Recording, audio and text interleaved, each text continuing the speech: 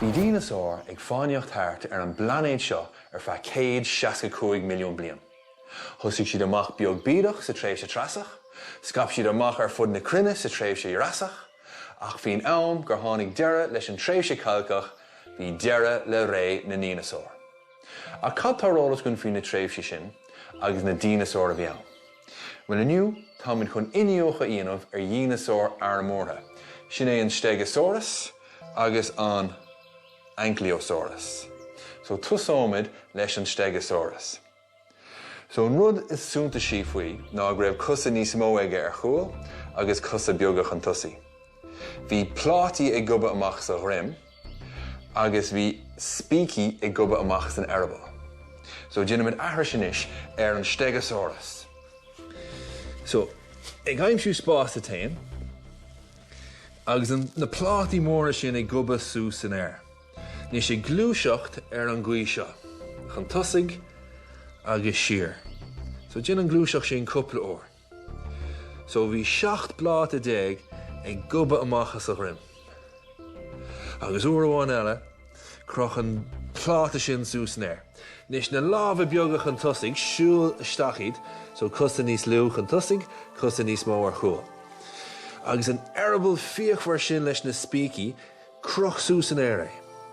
Agus ag cahabh an airbal sin thart, agus déiteach an airbal sin duchar dhéanamh de na dinosaurus fíochmhar cosú leis an Allosaurus. Inis liv itóir a bheann, so sin dis sé plandaí. So sin an lábh eile amach an tusaigh, agus bheadh siad i gcithe plandaí ó na sceacha agus na driseacha is ísle. Anhá, níos sé gathú an cos, sús an air, agus níos an lábh eile. So I gcithe as na plandaí is ísle, agus é cahabh an airbal fíochmhar sin thart. Anhá, so sin é an Stegosaurus. Inis, an Ankylosaurus.